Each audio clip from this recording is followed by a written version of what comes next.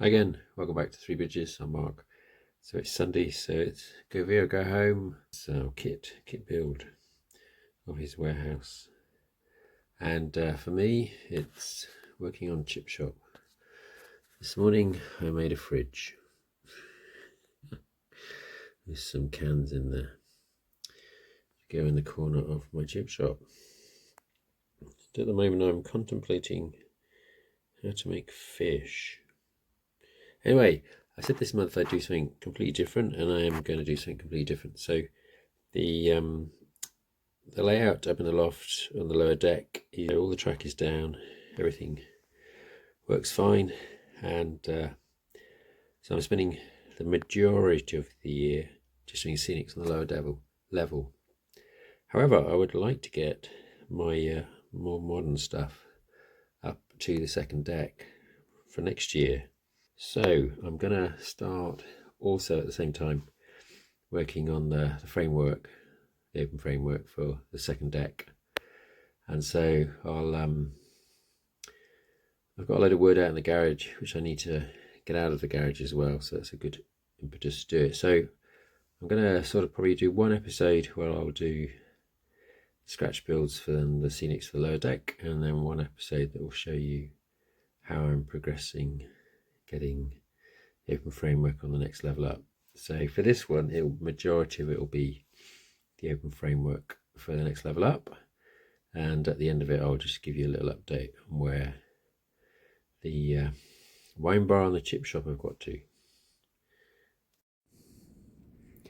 Okay, so we're back in the loft, and if you're not familiar with the channel or you've recently joined, I'm trying to build a layout for my main lines on 3 different levels. With the underground, including the whole layout, is on 6 levels, but ignore the underground for the time being because that's all been sorted out.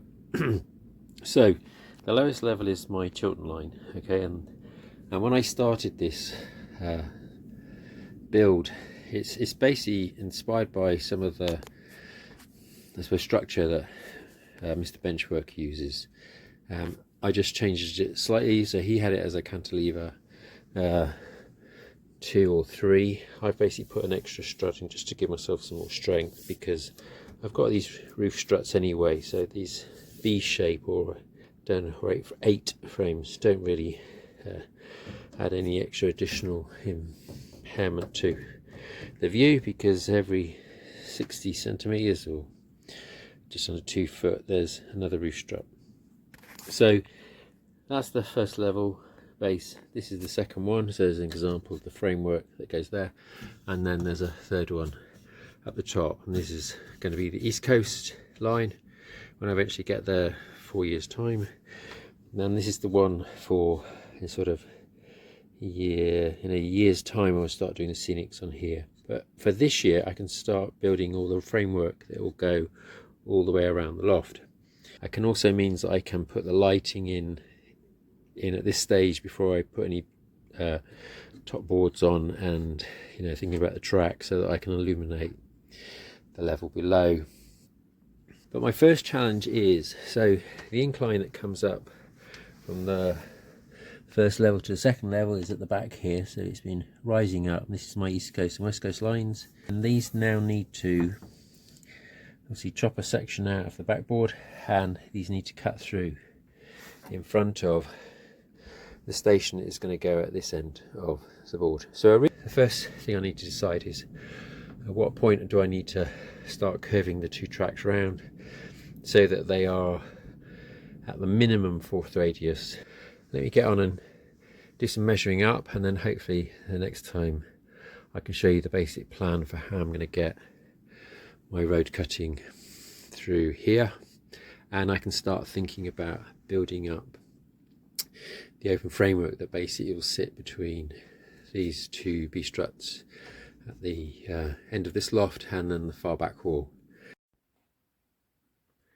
Okay, so I've got the first of the open frameworks on the right hand side in, so this is where the incline's coming up, and it's going to cut around underneath here.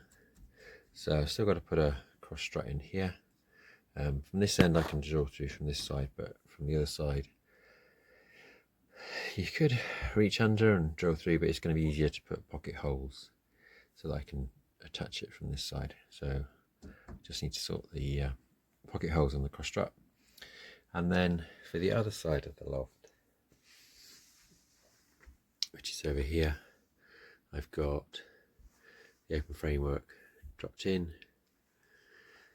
Again, obviously the incline up is going to cut through here, so I need to work out where it's going to come through and cut out a bit of a section here and through the main framework as well. So I will sort out some of that. And then at the other end of the loft, when I originally, and in fact at the same at this end of the loft, when I did it before, I basically fitted the open framework that's going to span across here. I sort of made it up in a garage, brought it up and dropped it in, but it's got to go around these cross struts, and whilst you can get the dimensions and build it, actually physically slotting it in is a bit trickier. So I think the easiest thing to do is I'm going to I'll measure up, cut all the pieces, but I'll actually assemble it all up in the loft with single pieces. That'd be an easy way to do it. Okay, I'll get on and do that. Okay, so it's probably a good point to explain where I'm at and what I need to do next. So this is the incline up at the back, obviously behind Wendover, and I've put in the baseboard so it curves around and it will cut through here in front of what will eventually be a rugby station. And what I need to do is just put the other side on, so I'll cut a strip. So basically I want to have a cutting so that you look in to see the trains going through. Inspiration is road cutting in Northamptonshire, as this where it's part of the layout set. Right, so okay, then the next step is to get the east coast west coast lines through and over to the board above the London station. So at this point the two lines are going to split, so the east coast line will go through this gap here, then it's going to end up towards the back of the open framework here, then it will come up the middle of it. So somewhere beyond the next B frame it will join up with the main board and the main east coast loop that goes round the second level.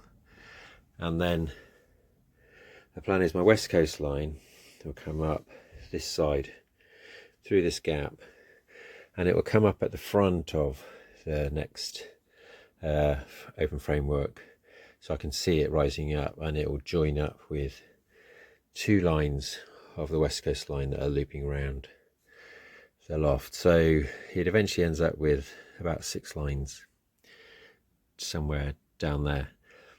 What I need to do is work out, because obviously I've got 2 inclines effectively coming up.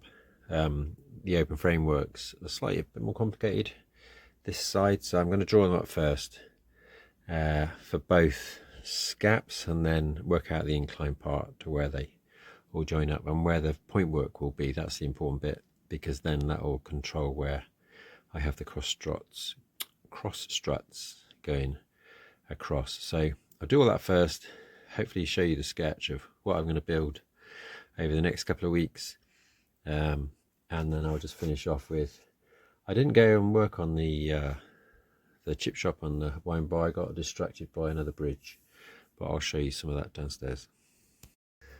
I'm definitely pleased with the progress at this end. Quite a lot of the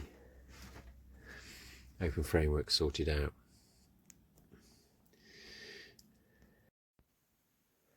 Okay, so I've drawn up the 2 open frameworks that will go to the end of these 2 incline lines for the east coast and the west coast line. So as I sort of said before, the west coast line is going to run along the front. You can sort of see it rising up.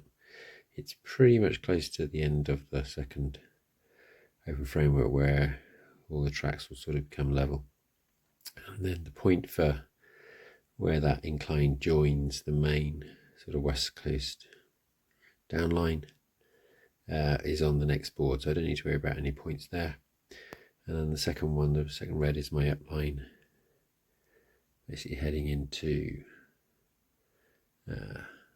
coming into Rugby Station here, so this is platform 3, and I'm going to have a spur off that you can park one train. So there's a point there, but that'll be on the end board, so that's fine. And then the downline is going to have 2 platforms, so 1 and 2, so you can park a train whilst the other one loops around it. And so there'll be a point here in this first part of the board, so I just need to make sure I leave the open framework clear for the point there. And I've also got the dimensions for this sort of Y structure that allows the 2 west coast and east coast lines to pass through the framework, sort of B frames, and start the incline up. So got the dimensions, so I'll start working on it next weekend, and I've worked out where some various struts can go. Now I'm going to support it, but I'm fairly confident I can build it. It's not going to be a problem. So that's pretty much it. I'll just briefly show you what I got to on the scratch building. It wasn't a lot. Anyway, as always, thanks for watching. Hope you enjoyed it, and seeing where I'm slowly getting to, starting on the second deck, at least the framework for the second deck. Feels like laying tracks a long way off, but at least it's a start. I was going to work on the chip shop, but I sort of started working on another bridge structure. So if you're familiar with the channel, the sort of the, I suppose, thumbnail for the channel shows the bridge at Long Buckby, and I'll put up an image.